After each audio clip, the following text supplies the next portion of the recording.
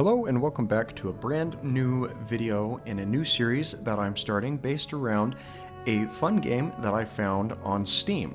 Now, I have very positive memories with Axis and Allies from back when I was a teenager, back when I was in high school. I played this game at least once a month, given that it does generally take quite a bit of setup and is a lengthy game to play when you're trying to incorporate multiple people into it. That you've got to find time to sit down together.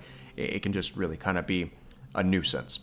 But with this new edition of this game on Steam, which is available for like $20, and there have even been a couple of times where it's been discounted down to half of that rate, you can actually play through this game a lot better, because not only do you not have to worry about the setup and takedown of the game, but if you need to stop in the middle of it for whatever reason, you can, and you can come right back to it with little to no downtime at all.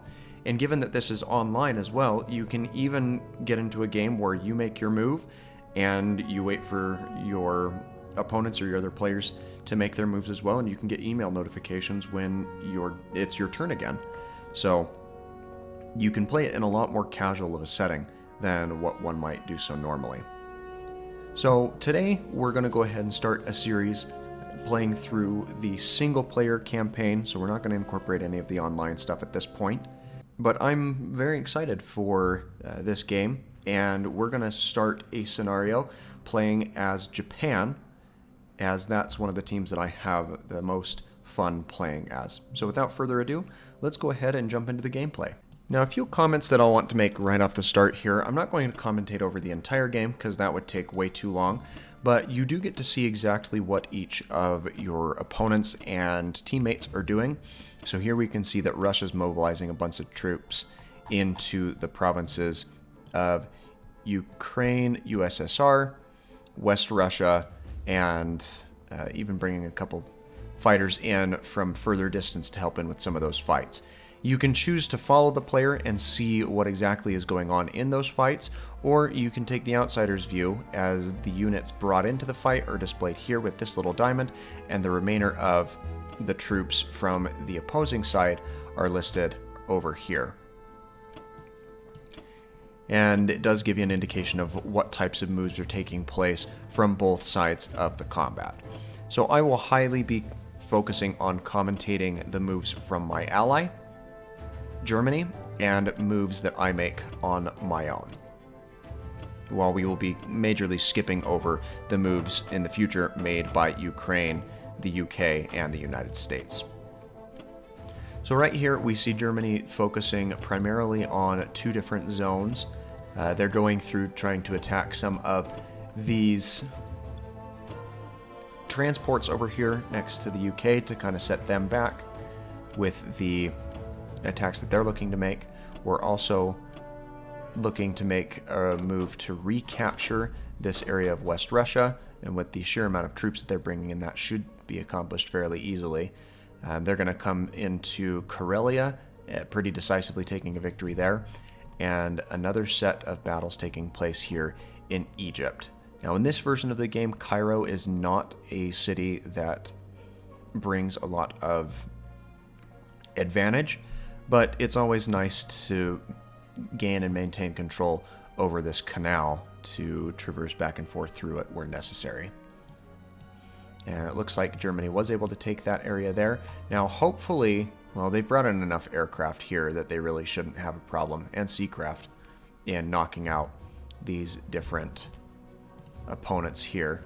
The problem is they only have a cruiser, so they didn't really have a way to take out this sub efficiently, but it seems that they did, as the UK did not decide to back out of that fight. And by UK I mean USSR, because they were the ones that had the sub that spawns up here in Sea Zone 4. And fighting's looking pretty even here in West Russia as of current.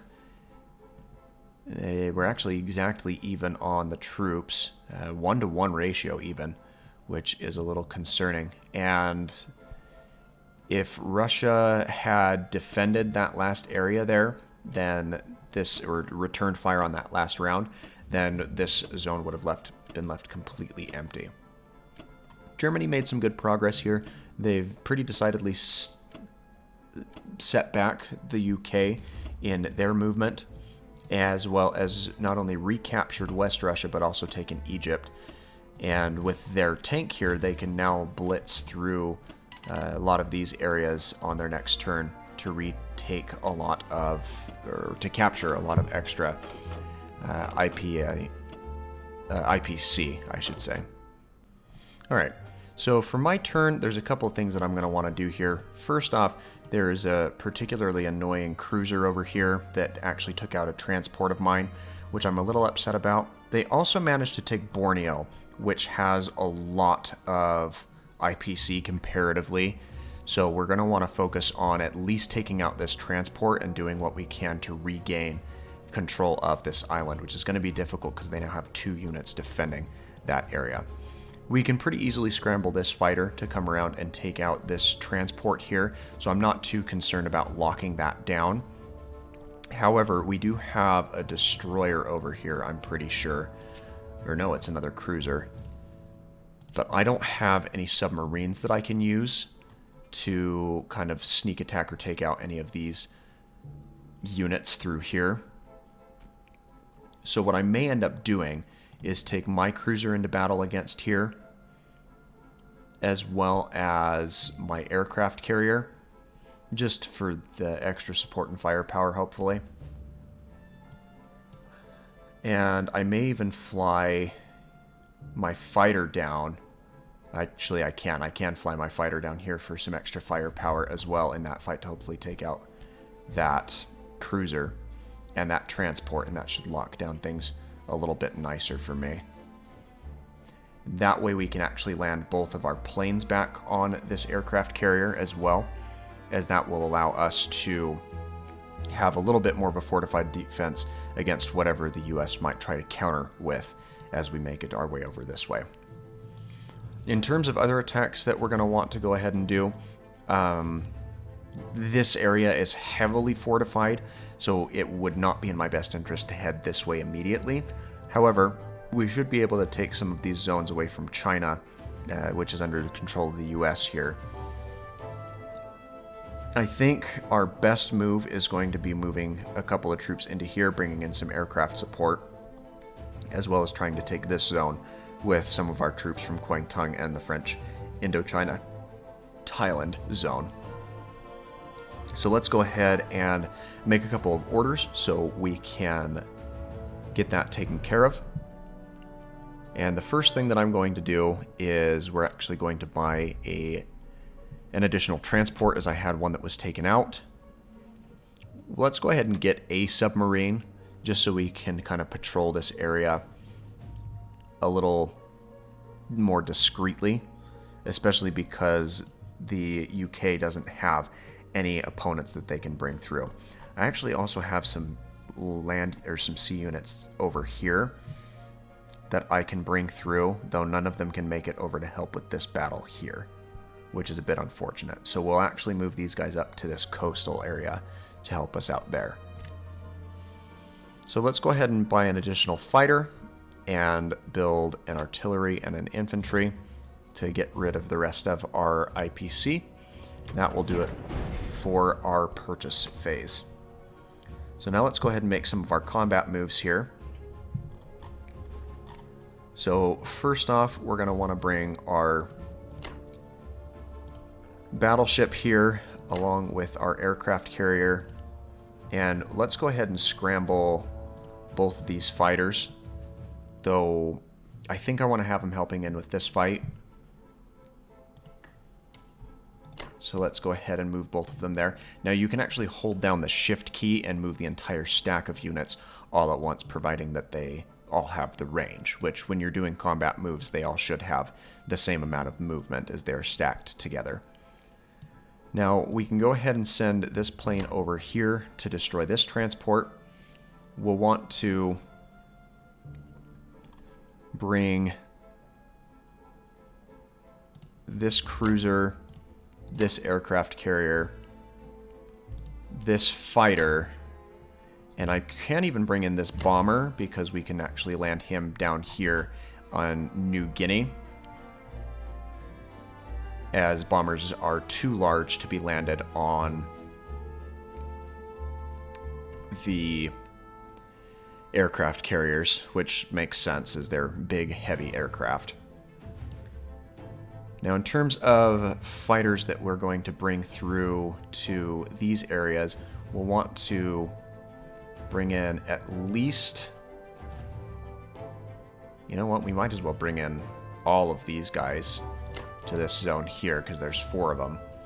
Let's bring in this fighter to help out with that. And then we can even bring in an additional fighter to this fight.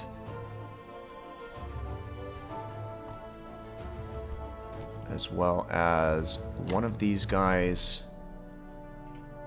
And then the artillery from here. And the last thing I think I'm going to do is I'm going to take my transport. I'm going to load up one of these guys and one of these guys. We're going to move him to this sea zone and then disembark them here. This is a destroyer, so I can't use this for amphibious assault. I'll need to make sure that I move him over for our non-combat phase. But our battleship can assist in an amphibious assault here, as well as bringing in some more of these guys for cannon fodder where needed. Now, my transport, did I bring in... I did bring in an artillery and an infantry, so that's good. And that's really about all I think that I really need to do or be worried about on this turn. So let's go ahead and end our combat phase and move forward into the actual combat. So the first area that we're going to fight in is this Buratsia SSR area. And we're going to start off with the amphibious assault, which is good, because we should almost be guaranteed a hit, which we are. That takes out one of these opponents. That's one thing less that we need to worry about. Hopefully we can pick up a hit or maybe 2 from these, and all 3 hit, which is fabulous. Now, if we can get these 2 to hit as well, we'll have wiped out the entire unit here. And we only get 1 hit, which is fine, because we can now focus on burning down this aircraft, hopefully. Unfortunately, we do take 2 hits here, so we're going to want to take both of those on our low-hitting infantry. And we're probably going to get a hit from this aircraft as well, which is unfortunate. So let's go ahead and take that hit here. But as long as we can take out this aircraft with 1 hit from these guys, we should be fine. And that gets us everything that we need. So hopefully they don't return fire, but they do, unfortunately. So let's go ahead and lose our infantry. And that will give us the victory pretty decidedly. And we ended up positive in this exchange, as we lost about half the amount as the defending USSR did. Which gives us this zone, some additional IPC, and no one's ever going to complain about that. We do have to be careful about troops moving in, but we should be able to retaliate pretty well if Russia does try and move in and take this zone back from us. Now it's time for the first of our sea battles in Sea Zone 61. I should have plenty of firepower to overtake this cruiser here, especially if my battleship gets a hit, which it does. And the nice thing about this fight in particular is even if he gets a hit on me, I can just take it on the battleship and it'll get repaired on the next turn. So no harm done here in this fight, which is really nice. We should still have a couple of zones of combat to take through, so let's move on to the Yunnan province.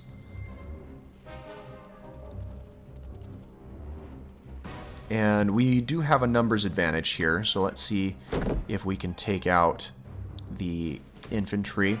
With these planes coming in to help, there's pretty much a guarantee of taking them out. But unfortunately, we do get 2 returned hits, and if I want to actually take this zone, which would be beneficial, I'm going to have to take a hit on one of my planes, as well as taking a hit on one of my infantrymen. Which is unfortunate, because it means that I lost more on this fight than I did on the other, but we can make that back up in some IPC credits towards the end here. We have 2 different fighting segments to take on, one of which is going to be over here in the Anhui province, and then the other one over here in C-Zone 44. So let's move over to the C-Zone battle.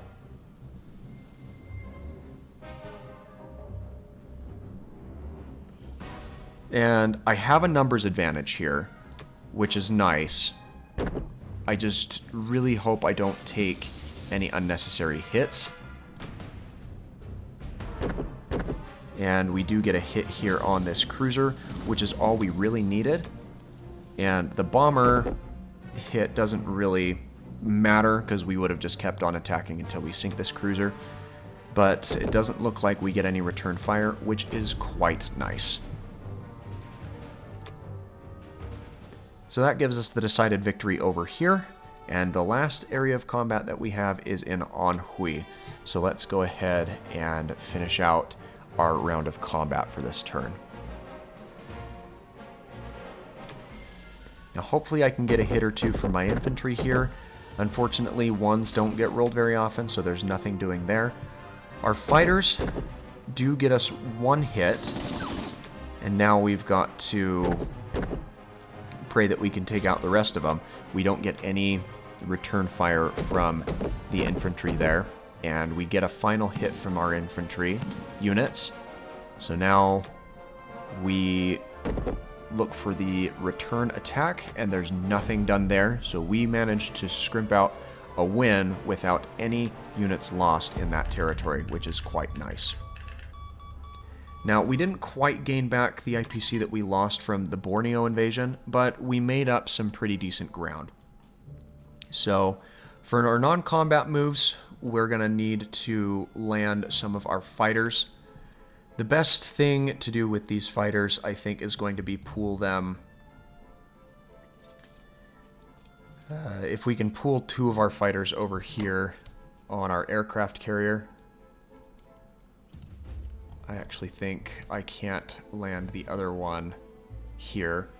So let's bring one of them back to this border zone.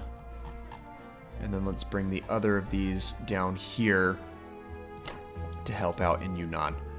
Now here we can move you on a non-combat phase to help defend this Yunnan province we just took. We're also going to want to land our bomber over here in Borneo. And our fighter we can land over here on our aircraft carrier from this zone, which will help hopefully deter any counterattack from the US here. Last thing we want to do is we want to move our destroyer over here to this zone to help defend some of these units over here.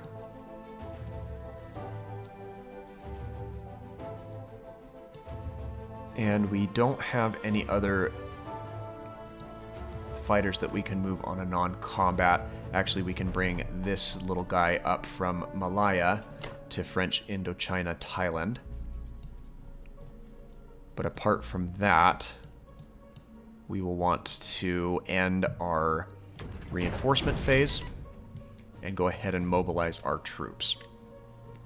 So with our sea units, we'll want to land them over here with the rest of our navy.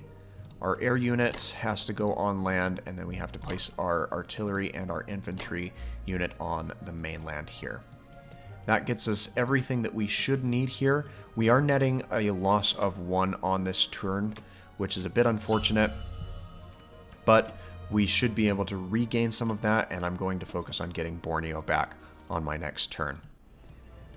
Now for Germany, we've got him doing some non-combat or some combat moves. His tank is going to blitz through here and take French Equatorial Africa, relatively uncontested, and that should also hopefully deter any movements from the Belgian Congo here. They're also making a move to retake the West Russia area, which was a pretty decided victory with the lack of forces that Russia had left here. Non-combat, we don't see any pressure coming from this side as of yet, so it's going to be in Germany's best interest to fortify more of their eastern combat zones, which they are doing. Building a couple of units out here at Karelia, as well as more units from their Berlin office. If they can take the Caracas zone, that will be quite beneficial for them as well. Alright, so back to our turn. Unfortunately, the US did retaliate over here with their aircraft carrier. They don't have any aircraft on it currently, which is a bit nicer. They've also got a destroyer, a submarine, and a battleship over here, so they've got quite the fleet, and we do have a net loss from our last turn of pickups. So what we're going to want to focus on here is I'm going to need to reinforce this area, but I want to prioritize getting Borneo back where possible. So what I think I'm going to do is on a non-combat, I'm going to move my entire fleet down here to the Philippines, because that will put me not only within striking distance of the US, but it will also allow me to plan around recapturing Borneo as well to gain some units back there. Now, we should be able to take both of these zones pretty easily. My biggest concern is keeping the British troops at bay here in Burma, so we're going to want to focus on taking some troops in there as well.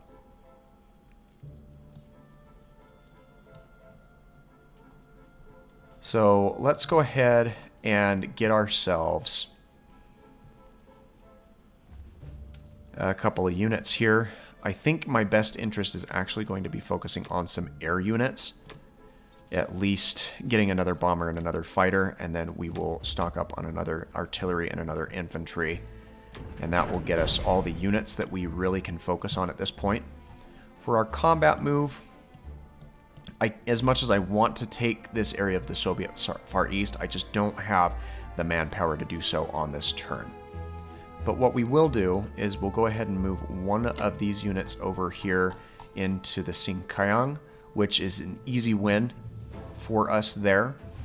We'll take the remainder of those infantry units over here into the fight against the Sichuan province, where we have two infantry and an aircraft from the US to worry about.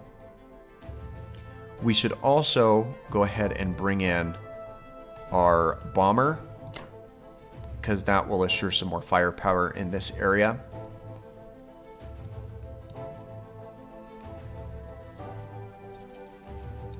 And in terms of getting some additional firepower, we should bring in at least one more infantry to this fight, which will leave our artillery free to bring over here to Burma, along with this additional artillery and our two infantry units from here. I'm going to go ahead and scramble my fighter over to this fight. I'm going to bring this fighter over into this fight as well. Unfortunately, I lost my fighters from this area. And this fighter is just too far away from any of the action to really be of benefit at this point in time, unfortunately. So let's go ahead and end this phase and move into the actual combat.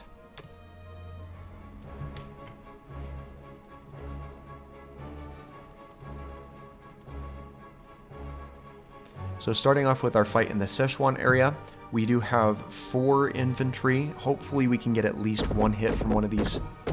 And we do manage to get one, which is easily going to be thrown to one of the defending infantry. And unfortunately we don't get a hit with our bomber. I would have really liked to have not had to worry about taking excess damage here. especially because this fighter is probably going to land a hit, which means that we've net loss on our first turn here. Now we've got 2 less of our own infantry, and of course we are missing hits there. Hopefully our bomber can land a hit, and he rolls a 6, which doesn't really help us. The infantry doesn't return any fire there, and we unfortunately are resorting to taking another hit on our own infantry units. But I've got to press on and hope that I can take some more troops down with me.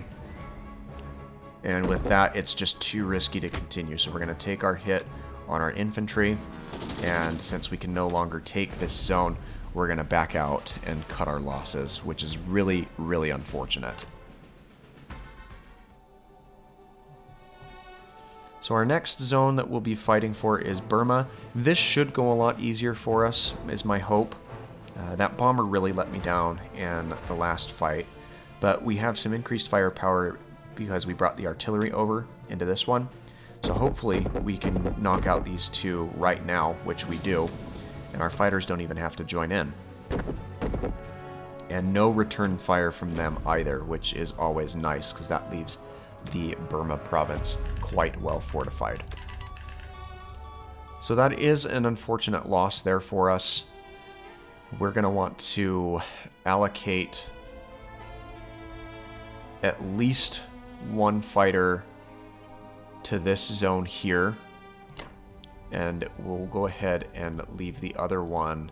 Actually, let's cancel the movement from this fighter,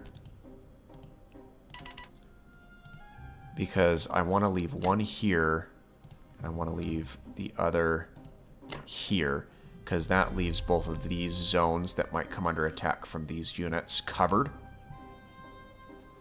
It leaves them spread out as well, but I'm not as concerned about that. I'm going to move this guy here for some extra support, as well as this fighter from the mainland. Now, the last few things that I will want to do is I'll want to bring this aircraft carrier to the Philippines. I want to bring our battleship over to the Philippines as well. We'll want to load up our transports with an infantry and an artillery, and then we'll load the other one with another infantry and our tank. We can then move this transport here to the Philippines as well. We'll want to move our battleship along with them, along with our destroyer and this submarine. That will leave a pretty sizable navy here defending the Philippines, put us within striking distance of retaking Burma, and hopefully chase the U.S. Navy back where they're not going to be much of a nuisance to us anymore.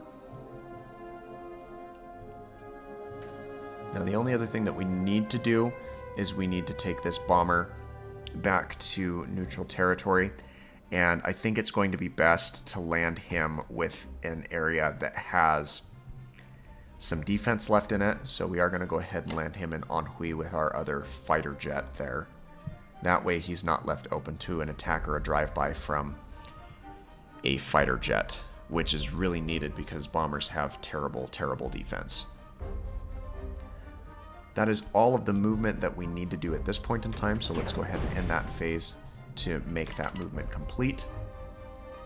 And now we need to lay down our additional fighter, our bomber, our artillery, and our infantry. And that is going to be all we do, and I'm now very upset because this transport did not move down here with the rest of my fleet, and that leaves him wide open to attack, which is going to net me a very significant loss. So, hopefully, nothing terrible happens. Alright, so Germany is looking to regain this area of West Russia yet again. It's just kind of been on the teeter-totter back and forth between them, and they do manage to retake that. We get a tank blitzing down here into South Africa, which nets Germany a pretty nice increase, and that's really about all the combat they were able to do there. No, they actually took this province of Archangel as well. Which it just kind of... This is another one of those that's been teetering back and forth. Now, the U.S. is starting to make some moves over here in Northern Africa, but their attention is somewhat divided with the activity I've got going over in the Pacific as well.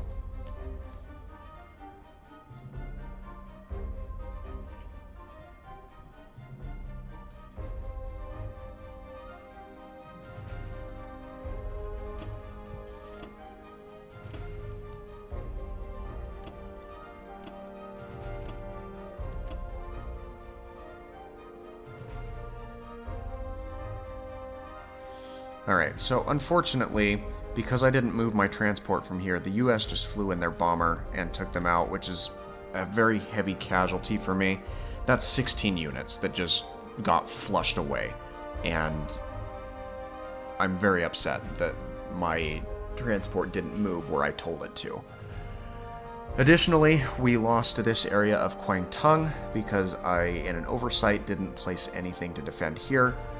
We should be able to recapture that, but it is going to set back my plans of recapturing this zone and this area here. So what we're going to go ahead and do for our combat phase is we're going to hold off. No, this is a better asset for me. So we're going to go ahead and move our troops in to Borneo and retake this area with hopefully the troops here and any air superiority that I can bring in. I should be able to bring in my bomber to help with that, hopefully. And I don't know that I have any planes that can make it into that fight, because this plane would go 1, 2, 3, 4 zones, and that's just too far away, which is a tragedy. But maybe I can actually bring in this bomber as well. Perhaps 1, 2, 3, 4, 5, 6. No, he's not going to make it either.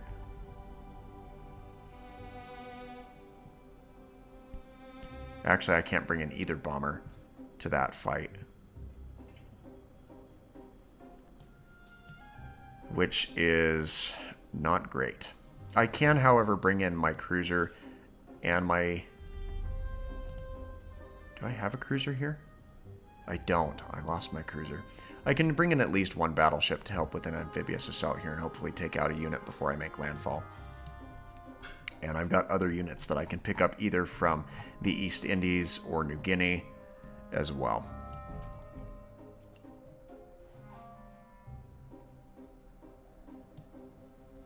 But things are not looking great. Well, I do want to replenish my navy up here. So what I'm actually going to do is I'm going to purchase a battleship.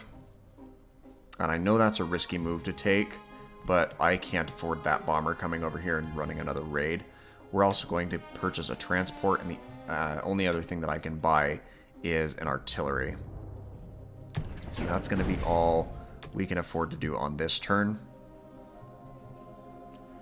Now, I don't have an answer at this point to the Kwangtung invasion,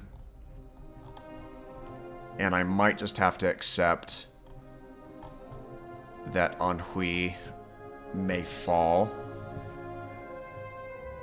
Except for, I can probably reinforce it with some fighters to deter anyone else from coming in.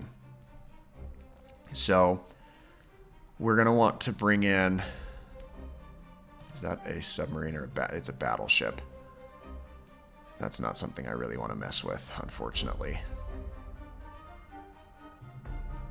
So we're going to bring in... Actually, no, they're too close. They're too close for... Then they'll just come back through and retaliate. So we're going to move our transport here to undock some fighters. We're also going to bring in one of these. Can I bring in 2 of them? I can. So we'll... Our destroyer, we can't move around. Our aircraft carrier isn't going to do us any good here, at least for the time being. We'll want to make sure to move them on a non-combat move. But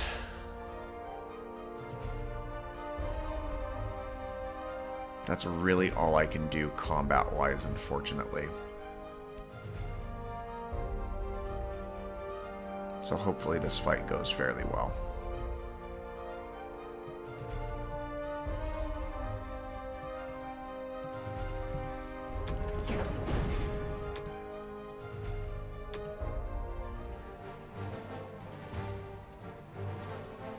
So let's hope that we can recapture Borneo here.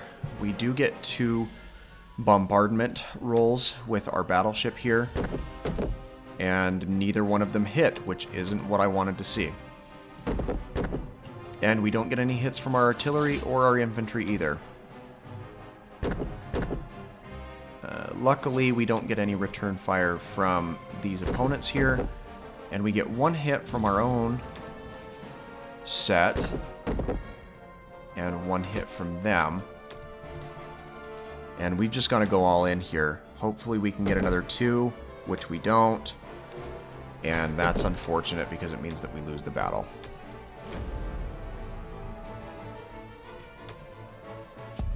I was really hoping to net a win there, because I need to recapture this zone. But let's go ahead and move in our aircraft carrier, our destroyer, our submarine into this zone so we can consolidate our navy. We'll want to move this bomber closer where it can actually help with things. We can go ahead and land one of our fighters down here on this aircraft carrier because we're going to need that help to regain that zone. I'm going to land one of the fighters here. And I'm actually going to move my other bomber here to New Guinea as well.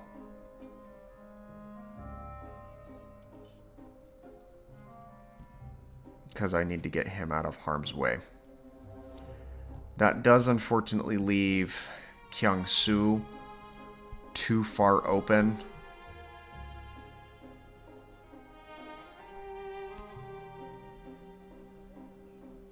But maybe if I threaten an infantry here, I can discourage the US from moving that way, as I would too easily recapture this area.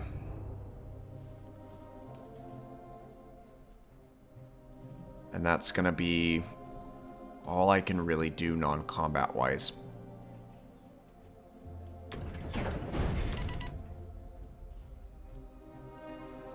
Alright, well, let's go ahead and mobilize our troops. We'll put our battleship here, our transport here, and our artillery here. And we netted a loss, not only of troops, but of IPC on this turn, which is unfortunate. Well, I'm going to hit the end turn button here, but we're actually going to go ahead and pause in this episode until we can get our next episode recorded, which I hope to bring to you on Tuesday. So, if you're enjoying this series, please let me know what you think in the comments below. I really do enjoy this game quite a bit. There's a lot of really awesome strategy that goes into it, especially when I'm not bumbling around and making silly mistakes. But thanks again for watching. Let me know what you think in the comments down below. Don't forget to subscribe if you haven't already. And we hope to see you in the next one.